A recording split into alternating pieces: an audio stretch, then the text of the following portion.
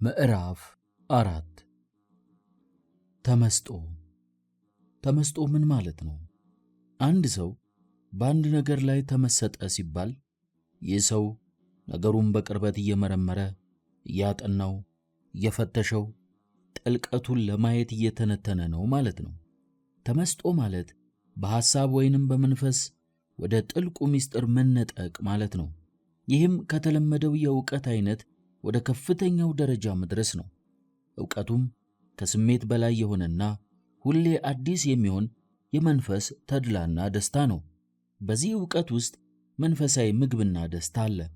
ተመስጦ አእምሮን፣ ልብንና መንፈስን ከላይ ብቻ የሚገኘውን አምላካዊ ዕውቀት ለመቀበል ማዘጋጀት ማለት ነው።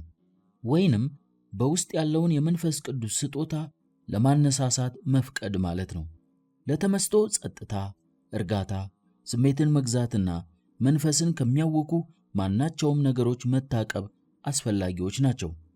የሰው ስሜት ከውጫዊ ሁከቶች ነፃ ሲሆን፣ ከሥጋዊ ሐሳብ ሲላቀቅና ለመንፈሳዊ ስጦታዎች ራሱን ሲያዘጋጅ ተመስጦ ጥልቅና ስኬታማ ይሆናል። ለተመስጦ ስኬት የሚረዳው አንድን ነገር ለማወቅ ያለ ፍላጎትና አምላካዊ ነገር ላይ ማተኮር ነው። በመቀጠል በዝርዝር ልናያቸው የሚያስፈልጉ ብዙ የተመስጦ ክፍሎች አሉ። በመጽሐፍ ቅዱስ፣ በመዝሙር፣ በዜማ ተመስጦ ሊመጣ ይችላል። ወይንም በሥነ ፍጥረት ውበትና ጥበብ፣ በሰማያትና በመላእክት፣ በሞት፣ በፍርድና ከዚያ በኋላ ባሉ ሁኔታዎች መነሻነት ሊጀምር ይችላል። በድርጊቶች፣ በቅዱሳን ሕይወት፣ በውስን ወይንም በአጠቃላይ ሥነ ምግባሮች፣ በእግዚአብሔር ትእዛዛት የሚመጣም ሊሆን ይችላል። ሌላ ታላቅ የሆነና በእግዚአብሔር ድንቅ ባሕርያት ለምሳሌ ወሰን የለሽነቱን፣ እውነተኝነቱን፣ ጸጋውን በማሰብ መመሰጥም አለ። በአጠቃላይ ብዙ ምክንያቶች ሊኖሩ ይችላሉ የሚጠቅሙትን መንፈሳዊ ነገሮች ለመምረጥ። በቁሳዊ ነገሮች ላይ እንኳን ሰው ሊመሰጥ ይችላል። የተመስጦ ዓለሞች። መጽሐፍ ቅዱስ በእግዚአብሔር አነሳሽነት የተነገሩና የተጻፉት ቃላት መንፈስ የሆኑና በትምህርት በአካል ገዝፈው የሚታዩ ናቸው። ፊደሎቹ ሳይሆኑ በውስጣቸው ያለው መንፈስ ደግሞ ሕይወት የሚሰጥ ነው። ሁለተኛ ቆሮንቶስ ምዕራፍ 3 ቁጥር 6። ለዚህ ነው ጌታችንም ሕይወትን የሚሰጥ መንፈስ ነው ሲል የተናገረው። የዮሐንስ ወንጌል ምዕራፍ 6 ቁጥር 63። በውስጡ ሉል ወይንም የባሕሩ ዕንቁ እንዳለው ቅርፊት የመጽሐፍ ቅዱስ ቃላትም ጥልቅ የሆነ ምስጢርን በውስጣቸው ያመቁ ናቸው። ዕንቁ የቃላቱ መንፈስ ነው። ስለዚህ በቃላቱ ወይንም በቅርፊቱ ብቻ አትርካ። ሽፋኑን ገላልጠህ ውስጣዊውን ሉል ውሰድ። ይህ ሊሆን የሚችለው ደግሞ በመጽሐፍ ቅዱስ አጋዥነትና እንደ ቅዱስ ዳዊት ዓይኖቼን ክፈት ከሕግህም ተአምራትን አያለሁ እያልክ በምትጸልየው ጸሎት ነው። መዝሙር 118 ቁጥር 18። ወይም አቤቱ ያይ ዘንድ ዓይኖቹን እባክህ ግለጽ ብሎ ስለ ደቀ መዝሙሩ ግያዝ እንደ ጸለየው ዓይኖቹን እንዳስገለጠለት ኤልሳ በቅዱሳን የምልጃ ጸሎት የሚገኝ ነው። ሁለተኛ ነገሥት ምዕራፍ 6 ቁጥር 17። ተመስጦ በመንፈስ ቅዱስ ግብር የሚመጣ የአእምሮ ብሩህነት ነው። በዚህ ብርሃን በመጽሐፍ ቅዱስ ውስጥ ያሉትን መጻሕፍት ሽፋናቸውን ገልጦ ምስጢሩን መፈለግና በጥልቀት መረዳት ይቻላል። ይህም ማለት በመጽሐፍ ቅዱስ ውስጥ በመመሰጥ በእግዚአብሔር ገላጭነት የተቀመጠውን አምላካዊ እውነት ለማግኘት መጣር ነው። በዚያን ጊዜም መጽሐፍትን ያስተውሉ ዘንድ አእምሮአቸውን ከፈተላቸው። የሉቃስ ወንጌል ምዕራፍ 24 ቁጥር 45። በእውነት አምላክ ሆይ በብርሃን ብርሃንን እናያለን፣ አእምሮአችንን ልባችንንና ሐሳባችንን እንዲያበራልን፣ ከዚያም ተነስተን መንፈስ ለአብያተ ክርስቲያናት የሚለውን ማስተዋል እንድንችል እንፈልጋለን። ራእይ ምዕራፍ 2። እንደዚሁ አንተም በሐሳብህ፣ በልብህ፣ በመንፈስህ የምታደርገውን ጥረት ሁሉ አእምሮህ ብሩህ ሆኖ አባቶችህ የተቀበሉትን ለመቀበል የበቃህ ያደርግህ ዘንድ እንደምታቀርበው ጸሎት የሚቆጠር ነው። ያንተ ሥራ አእምሮህን ዝግጁ አድርገህ እግዚአብሔር ከጥልቁ ዕውቀትና ከማስተዋሉ እንዲሞላበት ማቅረብ ነው። ማድረግም ያለብህ ልብህን መክፈትና ጌታ ገብቶ ካንተ ጋር እራት እንዲበላ መፍቀድ ነው። ራእይ ምዕራፍ 3 ቁጥር 20። አሁን አንተና እኔ ከሰማይ ከወረደው ኅብስት ጋር እንበላለን። የዮሐንስ ወንጌል ምዕራፍ 6 ቁጥር 33። በዚህ የሕይወት ኅብስትና ከእግዚአብሔር በሚመጣው ቃል መኖር እንችላለን። የማቴዎስ ወንጌል ምዕራፍ 4 ቁጥር 4። በተመስጦ ውስጥ ሕሊናህ የተጓዘው የመጀመሪያው እርምጃ ለመንፈስ ቅዱስ በር የመክፈት ያህል የሚቆጠር እርምጃ ነው። ለዚህ ነው አባቶች ተመስጦን በጥልቀት እየተመለከቱ ከሰዎች ጥረት በላይ የሆነ የመንፈስ ቅዱስ ስጦታ የሚሉት። ቅዱስ ዳዊትም የሚለው ይህንኑ ነው። አፌን ከፈትሁ አለከለኩም፣ ወደ ትእዛዝህ ናፍቄአለሁና። መዝሙር 118 ቁጥር 131። ተመስጦ በመጽሐፍ ቅዱስ የሚሰጥ የጥናት ክፍለ ጊዜ ነው። በተጨማሪም መንፈስ ቅዱስ ሊሰጥህ የወደደውን እንዴት መቀበል እንደምትችል የምትለማመድበት መንገድ ነው። ተመስጦ አእምሮ አንድን ነገር ለመረዳት ወይንም ለማወቅ ከሚያደርገው ጥረት በላይ ነው። መጽሐፍ ቅዱስም እንደሚናገረው በእውቀትና በችሎታ መደገፍም አይደለም፣ በራስህ ማስተዋል አትደገፍ ይላል።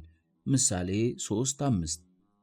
ዕውቀትንና ፍልስፍናን ሊያመጣ የሚችለው ምሁራዊ አስተሳሰብ እንኳን ቢሆን የመንፈስ ቅዱስ ሥራ ከሌለበት ተመስጦን ሊያመጣ አይችልም። በምሁርና በአምልኮ ውስጥ ባለ ሰው መካከል ሰፊ ልዩነት አለ። በሚያጠናና በሚመሰጥ መጽሐፍትን በሚመረምርና ከመንፈስ ቅዱስ በሚቀበል ሰው መካከልም እንደዚሁ ልዩነት አለ። ተመስጦ ሐሳብ ብቻ አይደለም። ሐሳብህን ከልብህ ጋር አዋህዶ ልብን እንደ መሳሪያ በመንፈስ እጅ መተውና ከእግዚአብሔር መንፈስ ለመቀበል መቃተት ነው።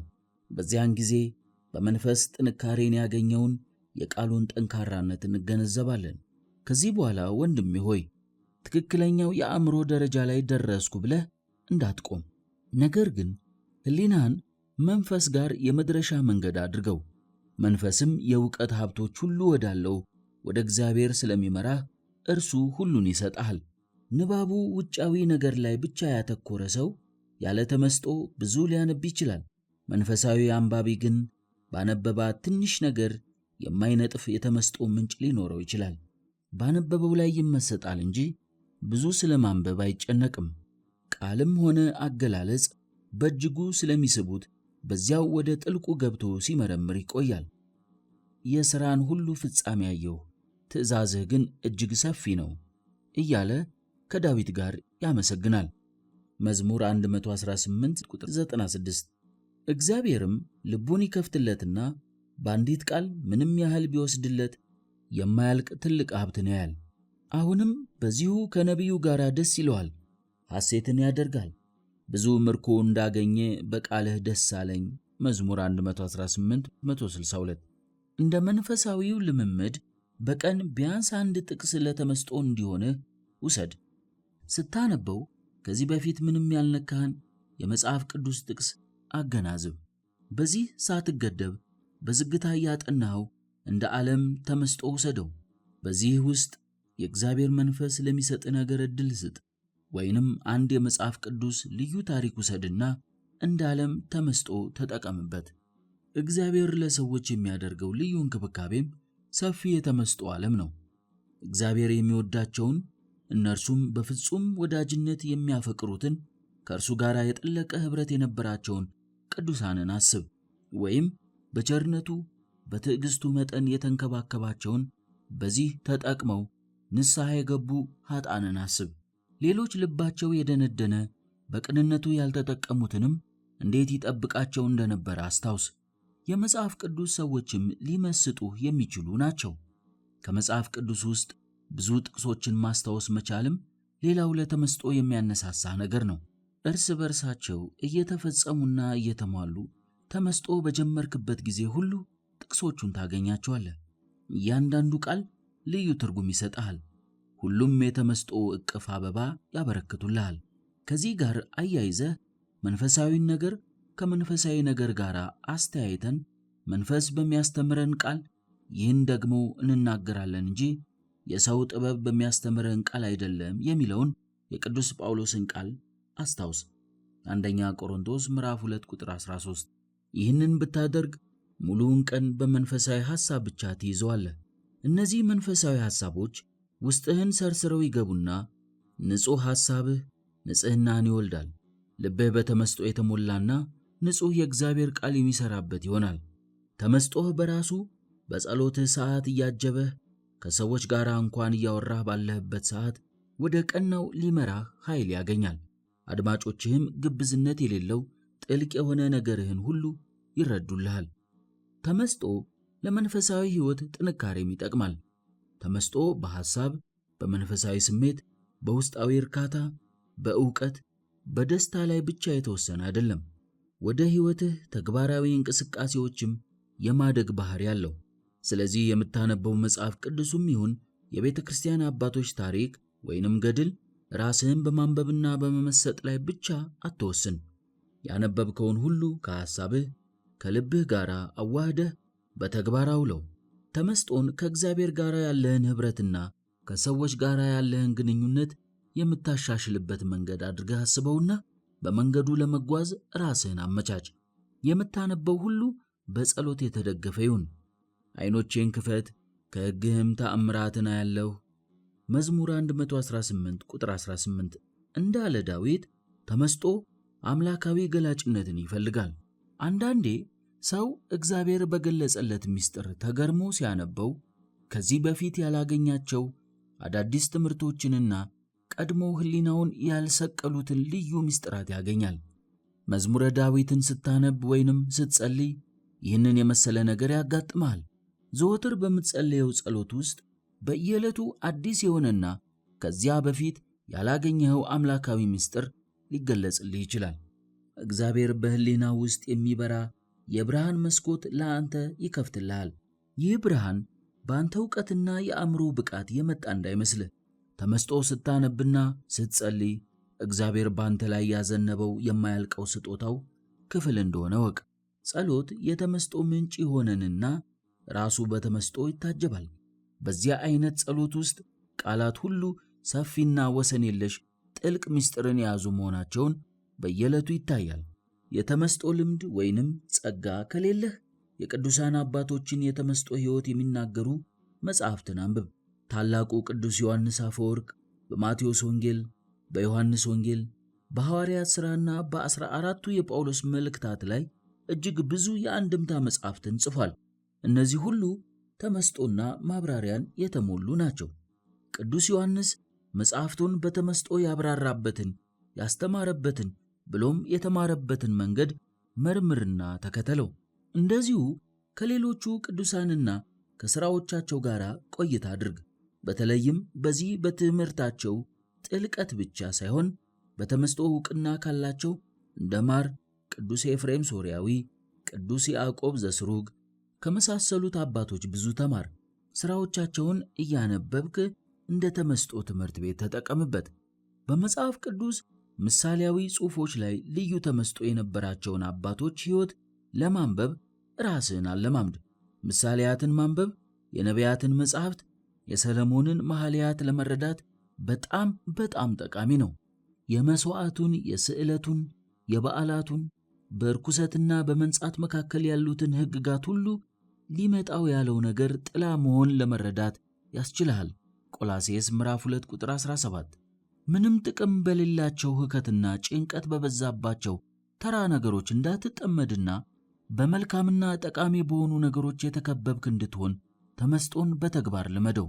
ጥሩም ይሁን መጥፎ ባቀረብክለት ነገር ይወሰን እንጂ አእምሮህ ለተመስጦ ፈጣን መሆኑን እርግጠኛ ሁን። ከዓለማዊ ነገር ወይንም ከውስጥህ የቀረቡ የተለያዩ ነገሮች ሊኖርህ ይችላሉ። ነገር ግን መምረጥ ያለብህ ለመንፈሳዊ ሕይወትህ የሚጠቅመውን ብቻ ይሁን። ይህ ጸጋ ለቅዱሳን ብቻ ሳይሆን ለአንተም፣ ለሁላችንም እንዲያውም ለኃጥአንም ጭምር የተሰጠ መሆኑን አውቀህ ልትጠቀምበት ያስፈልግሃል። የሚያስገርመው የተመስጦ ችሎታ ያላቸው ብዙ ሰዎች አሉ። የሚያሳዝነው ግን በኃጢአት መሆኑ ነው። ለእነዚህ አይነት ሰዎች በአንድ የተለየ የኃጢአት አይነት ላይ መመሰጥና አድናቆት ውስጥ መግባት ቀላል ነው። ያ የሚያንሰላስለውና የሚያስበው ኃጢአት ደግሞ ሐሳቡን፣ ስሜቱን ስለሚገዛው በሕሊናው ላይ አሉታዊ ተጽዕኖ ያሳድራል። ይህ ብዙ ጸሐፊያን፣ ገጣሚያንና የልብ ወለድ ደራሲያን የሚጠቀሙበት ዘዴ ማለት ነው። የቅዱሳን የሆነው ግን በመንፈሳዊ ነገር ላይ ብቻ ያተኮረ ነው። ስለዚህ በኃጢአት ውስጥ ሆነው በክፉ ሐሳብ የሚመሰጡት ሰዎች በንስሐ ቢመለሱና ይህንን ጸጋቸውን ወደ መንፈሳዊ መንገድ ቢቀይሩት አስገራሚ ውጤት ይገኝበታል። ከኃጢአተኝነት ወደ ንስሐና መንፈሳዊ እድገት የተመለሰውን ከዚያ በኋላ ኃጢአቱን ሁሉ ዘርዝሮ ዘ ኮንፌሽን በሚለው መጽሐፉ ላይ የጻፈውን ቅዱስ አውግስጢኖስን እንደ ምሳሌ ማየት ይቻላል። ማንበብ ተመስጦን ከሚያመርቱ መሳሪያዎች አንዱ ነው። ተመስጦ የተሰወረው ተገልጾ እንዲታይህ ከጥልቁ ምስጢር ተካፋይ እንድትሆን የሚያደርግህ እንደሆነ ዘወትር አስታውስ። ተመስጦ ከባዶነት ጠብቆ ለውስጣዊነት ነፍስህ መንፈሳዊ ምግብና እግዚአብሔር ያደረገልህን ድንቅ ሥራ ሁሉ የምታስብበት ጥበብ ይሰጥሃል።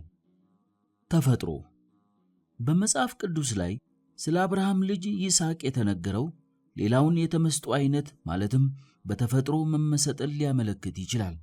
ይስሐቅም በመሸ ጊዜ በልቡ እያንሰላሰለ ወደ ሜዳ ወጥቶ ነበረ።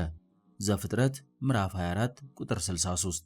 ይህ ማለት በተፈጥሮ ውበት መማረክና መመሰጥ ሳይሆን ቅዱስ ዳዊት እንዳለው ከሚያስገኘው መንፈሳዊ ጥቅም አንጻር ነው። ሰማያት የእግዚአብሔርን ክብር ይናገራሉ፣ የሰማይም ጠፈር የእጁን ሥራ ያወራል። መዝሙር 18 ቁጥር 1። በተፈጥሮ የእግዚአብሔርን ታላቅነት፣ ፈጣሪነት እንዲሁም ለፍጥረቱ ካለው ከፍተኛ ጥንቃቄ የተነሳ ጽኑ ፍቅሩን ወደ ማሰብ ትሸጋገራለህ። ይህ በዓይን የምታየው ሰማይ ታላቅ የተመስጦ ዓለም ሊሆንህ ይችላል። ስለ እግዚአብሔር ዙፋን ማሰብ ነውና። የማቴዎስ ወንጌል ምዕራፍ 5 ቁጥር 34። ዮሐንስ ፍቁረ እግዚእ በራእይ መጽሐፉ ስለዚህ ነገር አብዝቶ ይናገራል። በተለይ በራእይ ምዕራፍ 4 ቁጥር 1 ላይ ከዚያ በኋላም አየሁ፣ እነሆም በሰማይ የተከፈተ ደጅ፣ እንዲሁም በራእይ ምዕራፍ 21 ላይ ስለ ኢየሩሳሌም ሰማያዊትና እግዚአብሔርና ሰዎች በአንድነት ስለሚያድሩበት ስፍራ በተመስጦ እየተመለከተ ይናገራል። ሕሊናን በሰማያትና በሰማያዊ ነገር ላይ መስቀልና መመሰጥ ያለ ጥርጥር የአንድን ሰው አእምሮና ልብ ከቁስ አካላዊ ወይንም ከማቴሪያላዊ ደረጃ ከፍ ያደርገዋል። በሰማያት መመሰጥ በመላእክት መመሰጥን ያመጣል። በተጨማሪም በሰማያት ኃይሎች ሁሉ ኪሩቤልን፣ ሱራፌልን፣ ሊቃነ መላእክትን፣ በመንበሩ ፊት ያሉትን እልፍ አላፍ የሚሆኑትን ሰራዊት፣ ሰውን ለማገዝ ለመርዳት የሚላኩትን ሁሉ እያሰቡ ፈጣሪን በተሰቀለ ሕሊና መመልከት ነው። ዕብራውያን 1:14 ሁሉ መዳንን ይወርሱ ዘንድ ስላላቸው ለማገዝ የሚላኩ የሚያገለግሉ መናፍስት አይደሉምን? እነዚህ መላእክት ባህሪያቸው ምንድን ነው? መንፈሳዊነታቸው፣ ቅድስናቸው፣ ፍቅርና መታዘዛቸው እንዴት ነው? መዝሙር 103 ቁጥር 4። ለሰዎችና ለእግዚአብሔር የሚሰጡት አገልግሎትስ ምን አይነት ነው? በዘላለም ሕይወት ውስጥ ከኛ ጋር የሚኖራቸው ግንኙነት ምን ይሆናል? በመንፈሳዊ ዓለም ውስጥ መዋኘት መንሳፈፍ ይሉሃል። ይህ ነው። ይህንም ባሰብኩ ጊዜ ሕሊናዬ የልጅሽን የባህሩን ጥልቀት ሊዋኝ ይወዳል፣ የወዳጅሽ የመሰወሪያው ማዕበልም ያማተዋል። ዳግመኛም ባሰብኩ ጊዜ ሕሊናዬ ተሰውሮ ወደ ላይ ወጥቶ የሕያው መሰወሪያ የሆነውን ሊገልጥ ይወዳል። ከነጻ እሳትነቱ የተነሳ ይፈራል፣ ከአየራት ከእርቧቸው እርቦ አይደርስም። ቅዳሴ ማርያም ምዕራፍ 84-85። አባ ሕርያቆስ የእመቤታችን እናትነትና ድንግልና አምላክን በማኅፀኗ መሸከም ታላቅ ተመስጦ ሆኖት ይህንን የእግዚአብሔርን ድንቅ ጥበብ ለመረዳት የተጓዘበትን ጉዞ ሲናገር ይቆይና አቅቶት ወደ ቀደመ አኗኗሩ ይመለሳል ይላል። ላንተም ይህ ሁሉ ነገር ጥልቅና ከባድ ቢሆንብህ ከዚህ ዓለም በተለዩ ነፍሳት መንፈስ ልትመሰጥ ትችላለህ። ጌታችን መድኃኒታችን ኢየሱስ ክርስቶስ ስለ አባታችን አብርሃምና በቅፉ ስላለው አልዓዛር እንደነገረን በገነት ከእግዚአብሔር ጋር ባሉ ቅዱሳን የሉቃስ ወንጌል ምዕራፍ 23 ቁጥር 43 ወይንም በምድር ለረድኤት በተላኩት መነሻህን ልታደርግ ትችላለህ። አንድ ኮከብ ከሌላው በክብር እንደሚለይ ለእያንዳንዳቸው የተሰጠው ክብርም ሊመስጥህ የሚችል ነው። አንደኛ ቆሮንቶስ ምዕራፍ 15 ቁጥር 41። ትንሣኤ ሙታን ሰማያዊና መንፈሳዊ አካል አንደኛ ቆሮንቶስ ምዕራፍ 15 ቁጥር 42-50። ዘላለማዊነት፣ የሚመጣው ክብር፣ የእግዚአብሔር መንግሥት፣ ክብረ ቅዱሳን፣ ለዘላለም ደስታ እንዲሆን ለእኛ የተዘጋጀልን መንግሥት፣ እነዚህ ሁሉ በተመስጦ ወደ እግዚአብሔር ለመጓዝ እንድንችል የሚያነሳሱ ናቸው። ይህም ከከበደህ ደግሞ ወደ ምድር ተመለስና በዙሪያ ያሉትን የተፈጥሮ ጸጋዎች አንሰላስል። ጌታችን እንደተናገረው የሰማይ ወፎችን፣ የሜዳ አበቦችን ተመልከት። ማቴዎስ ወንጌል ምዕራፍ 6 ቁጥር 26-30።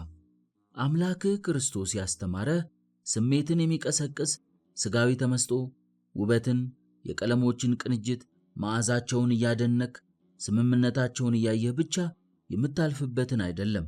ከስሜታዊነት በላይ ከፍ ብለህ ንጉሡ ሰለሞን እንኳን በዚህ ሁሉ ክብሩ ከእነርሱ እንደ አንዱ ያለበሰውን አይነት አድርጎ የፈጠራቸው እግዚአብሔርን አስበህ ሕሊናህን ለእርሱ እንድታስገዛ ነው።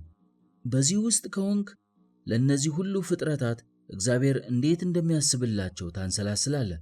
አንተም ራስህ እግዚአብሔር እረኛዬ ነው፣ ይጠብቀኛል፣ በእርሱም እመካለሁ ወደሚል ጽኑ እምነት ታድጋለህ። ጭንቀት፣ ጥበት፣ አለመረጋጋት፣ ሰላም ማጣት፣ ብቸኝነት ሁሉ ካንተ ይርቃሉ። በተፈጥሮ አበቦችና በሰው ልጅ በተሰሩት አርቴፊሻል መካከል ያለው ልዩነት በተመስጦ ካስተዋልክ ሰው ምንም ያህል ቢጠበብ ሕይወት ሊሰጥ የማይችል መሆኑን፣ ያለ ሕይወት መዓዛና እድገት ያለመኖሩን ትረዳለህ። መልካቸውም ቢሆን በፍጹም ሊነጻጸር የማይችል ስለሆነ ሁሉን የሚችል ጌታህን ሥራዎች ለማድነቅ መንገድ ታገኛለህ። በሰማይ ወፎችም እነዚህን ሁሉ ማስተዋል ትችላለህ። በተፈጥሮ ተነስተህ በተመስጦ ወደ እግዚአብሔር ስትደርስና ከዓለም ስታመልጥ ደግሞ ነፍሳችን እንደ ወፍ ከአዳኞች ወጥመድ አመለጠች፣ ወጥመድ ተሰበረ፣ እኛም አመለጥን እያልክ በደስታ ትዘምራለህ። መዝሙር 123 ቁጥር 7። በእውነት እግዚአብሔርን ምን ቃል ይገልጸዋል? ለሚጠሩት ሁሉ ምግባቸውን ይሰጣል።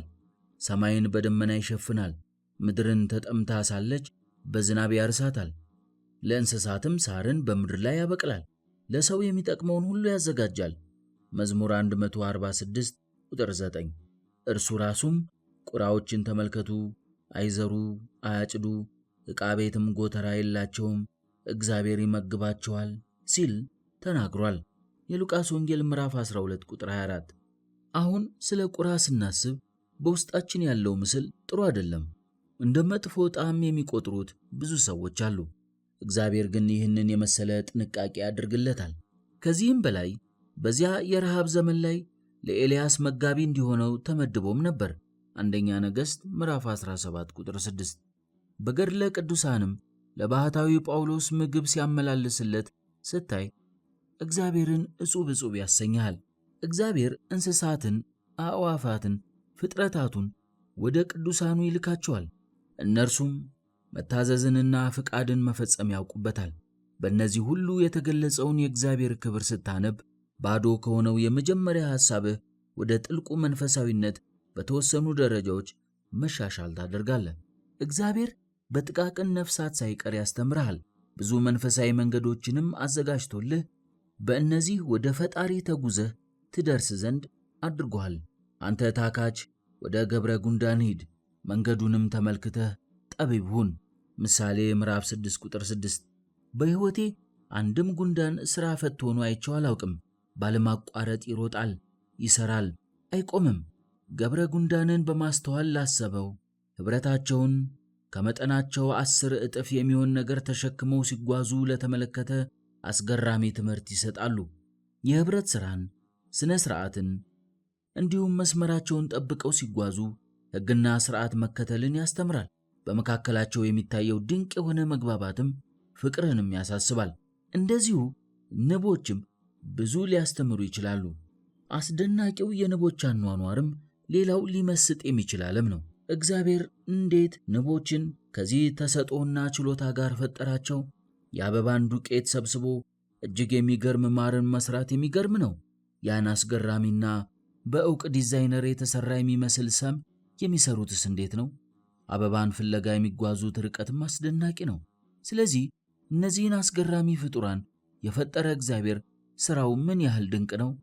መንፈሳዊ ሰው ትንሽ ምክንያትን አንስቶ ወደ ጥልቅ መንፈሳዊ ዓለም የመግባት ችሎታ ያለው ነው። ከዚህም በላይ ቁስ አካላዊ ከሆነው ነገር መንፈሳዊን ትምህርት ለይቶ ማውጣት የሚችል ነው።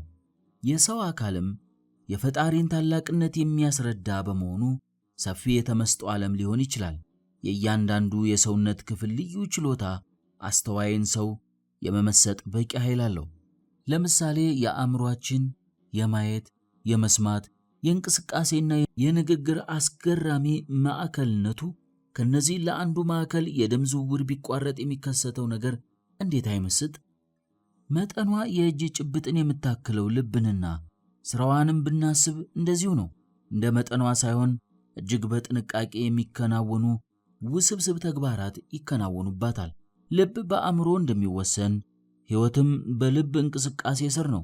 ስለ ሰውነት ክፍሎቻችን ሁሉ አንስተን ርቀታቸውን፣ ስራቸውን ብንተነትን ጊዜም ሁኔታዎችም አይፈቅዱልንም። እነዚህ ሁሉ ግን በአንድ ሰውነት ውስጥ በስምምነት መስራታቸው እጹብ ድንቅ የፈጣሪ ሥራ ያሰኛል። ከነዚህ አንዱ እንኳን ከጥቅም ውጪ ቢሆን ዛሬ ያለው የረቀቀ የሳይንስ ጥበብ እንኳን ወደ ቀድሞ የተፈጥሮ ሁኔታው ሊመልሰው አይችልም። ታዲያ እነዚህ ሁሉ በሁሉን ቻይ አምላክ የሆኑ የሰውነት ክፍሎቻችን ከሆኑ ይህንን ያህል የሚያስደምመው ከሆነ የመንፈስ ስጦታዎች ምን ያህል ይረቁ ይሆን? በክስተቶች ወይንም በድርጊቶች መመሰጥ። ይህ ማለት የእግዚአብሔርን ጥበብና ዕቅድ፣ ሐሳቡንና እንክብካቤውን የሚገልጹ በዕለት ተዕለት ኑሯችን ውስጥ የሚከሰቱትን ነገሮች በማሰብ መመሰጥና ወደ እግዚአብሔር መጓዝ ማለት ነው። ያለንበትንና በታሪክ የምናውቀውን የእግዚአብሔርን እጅ ያለበትን ነገር ሁሉ የሚያጠቃልለውም የዚሁ አይነት ተመስጦ ነው። ታሪካዊ ሁኔታዎችን ቆም ብለህ ስታንሰላስል በግድ የለሽነት ብታልፋቸው ለመንፈሳዊ ሕይወትህ መልካም አይሆንም። በክርስትና ሕይወት ውስጥ ሕያው ሆኖ የሚኖር እንጂ አለፈ የሚባል ታሪክ የለም። ምክንያቱም የሆነውን ሁሉ ያከናወነው ትናንት የነበረ ዛሬም ያለ ወደፊትም የሚኖር ዘላለማዊ አምላክ እግዚአብሔር ስለሆነ ነው። በአርዮስ ላይ በተወሰደው እርምጃ የእግዚአብሔር እጅ ነበረ። ዲዮቅልጣኖስና ኒሮን በደረሰባቸው ቅጣት ላይ ሁሉ እግዚአብሔር ነበረ። አትናቴዎስን ዓለም ሁሉ በጥላቻ በተነሳበት ጊዜ እግዚአብሔር ግን ከእርሱ ጋር ነበረ። እግዚአብሔር ከአባቶቻችን ቅዱሳን ጋር የሰራና ከሞታቸው በፊት ታሪካቸውን እንዲያቆዩልን ያስቻላቸው ነው። በቤተ ክርስቲያን ታሪክ ውስጥ እግዚአብሔር የታጣበት ጊዜ የለም። በእርግጥ ታሪክ የድርጊቶች መዝገብ ወይንስ አምላካዊ ትምህርት? ይህንን ጥያቄ ለመመለስ ፍጹም የሆነ ተመስጦ ያስፈልጋል። በ313 ዓመተ ምህረት በንጉሥ ቆስጠንጢኖስ ለሃይማኖት ነጻነት የሚሰጥ አዋጅ ሲታወጅ እግዚአብሔር ንጉሡን እንዴት እንደተጠቀመበት የሚጠይቅ ተመስጦ አይመጣም? ይህ ታሪካዊ ጊዜ በክርስትና ታሪክ ውስጥ ልዩ ስፍራ ያለውና የክርስቲያኖች ስግደት ወደ ማብቃቱ የመጣበት ጊዜ ነው። በዓለም ላይ የተፈሩ የተከበሩ ኃያላን በሚያስደንቅ ፍጥነት ሲወድቁና ሲወገዱ በሚከሰተው ነገር ውስጥና ወደፊት ዕጣቸው ውስጥ የእግዚአብሔር እጅ አልነበረበትም ብሎ መካድ ይቻል ይሆን? ታሪክን ከእግዚአብሔር ድንቅ ሥራ መለየት መንፈሳዊ ተግባር አይደለም። ስለዚህ መንፈሳውያንን በታሪክ ውስጥ ያለው የእግዚአብሔር እጅ በእጅጉ ይመስጣቸዋል። በጸሎት መመሰጥ። በጸሎት ውስጥ የሚመጣው ተመስጦ በግል ወይንም በማህበር ጸሎት ወይንም በቅዳሴ ሊሆን ይችላል። ጸሎቱን በተመስጦ የጀመረው ሰው ጸሎቱ ጥልቅና የማስተዋል ብሎም ስኬታማ ይሆንለታል። አባቶቻችን ቅዱሳን የጸሎት ቃላትን በከንቱና ጥልቅ ባልሆነ መንፈስ ፈጥኖ ለመጨረስ ብቻ ይደግሙም ነበር። ምክንያቱም በዚህ በአፋቸው ውስጥ ካለው ጣዕመ ቃል የተነሳ አቋርጠው ወይንም ፈጥነው ጨርሰው ሌላ ነገር ሊናገሩበት አይፈልጉም። የጸሎት መንፈሳቸው በሚሰጣቸው ኃይልና ጥንካሬ በተመስጦ ወደ እግዚአብሔር ተጉዞ በማስተዋል ይጸልያሉ። ቃላቱ የሚፈልቁት ከልባቸው መዝገብ ስለሆነ ሐሳባቸውና ቃላቸው የተለያየ አይደለም። በፊቱ ከቆሙት ከእግዚአብሔር ጋር ስለመነጋገራቸው እንጂ ስለ ጸለዩበት ሰዓት መርዘምና ማጠር አይጨነቁም። ብዙውን ጸሎት በፍጥነት በመጨረሳቸው መልካም የጸሎት መስዋዕት እንዲያቀርቡ ደስ የሚላቸው ሰዎች አሉ። ማር ይስሐቅ አንተን ሲመክርህ እንዲህ ይላል፣ አንተ ግን ለቃላት ቆጠራ በእግዚአብሔር ፊት አትቁም። በተመሳሳይ መልኩ ለመንፈሳዊ መዝሙርም እንደ ጸሎት ጥንቃቄ ማድረግ ያስፈልጋል። ከመንፈሳዊነት የወጡና ዓላማቸው እግዚአብሔር ያልሆኑ ማናቸውም ነገሮች ከተመስጦ ውጪ ስለሚሆኑ ከንቱዎች ናቸው። በጸሎት በመዝሙር የመመሰጥ ስጦታ ከሌለህ ደግሞ የአባቶቻችንን የጸሎትና የመዝሙር ተመስጦ ከገድላቸው እንድትማር እመክርሃለሁ። በእግዚአብሔር ባሕርያት መመሰጥ። ስሙ የተመሰገነ ይሁንና የእግዚአብሔር ባሕርያት ጥልቅ የተመስጦ ምንጮች ሊሆኑ ይችላሉ። የምሕረቱ ብዛት፣ የቸርነቱ ስፋት፣ የትዕግሥቱ መጠን፣ የአምላካችን የክርስቶስ ርኅራኄ፣ ፍቅር፣ ኃጢአተኞችን በይቅርታ ዐይን መመልከት፣ ይህንን ሁሉ እያንሰላሰልክ ቅዱስ ቅዱስ ቅዱስ እግዚአብሔር፣ ምድር ሁሉ በክብሩ ተሞልታለች እያልክ ብታመሰግነው ባሕርያቱ በተመስጦ ውስጥ ወደ እርሱ እንድትጓዝ ያደርጓል። በእግዚአብሔር ባሕርያት ላይ ተመስርቶ የሚመጣውን ተመስጦ በሁለት መንገድ ልታየው ትችላለህ። የመጀመሪያው ከላይ የተመለከትነው ከእኛ ጋር ካለው ግንኙነት አንጻር የሚገለጸው ሲሆን፣ ሁለተኛው የራሱን ባሕርያት የሚገልጽ ነው። ለምሳሌ የእግዚአብሔርን ዘላለማዊነት፣ ወሰን የለሽነት፣ ፈጣሪነት፣ ኃያልነት እያሰብክ መመሰጥ ማለት ነው። እነዚህ ሁሉ ክርስቲያን በንጹሕ መንፈስ ወደ ንጹሕ አምላካችን ወደ እግዚአብሔር ሊጓዙ የሚችሉበት መንገዶች ናቸው። ኃጢአተኞች ሳለን ሳይንቀን ወደ እርሱ ለመድረስ እንድንችል እነዚህን መንገዶች ያዘጋጅልን አምላካችን እግዚአብሔር በቅዱሳኑ ስም የተከበረና የተመሰገነ ይሁን።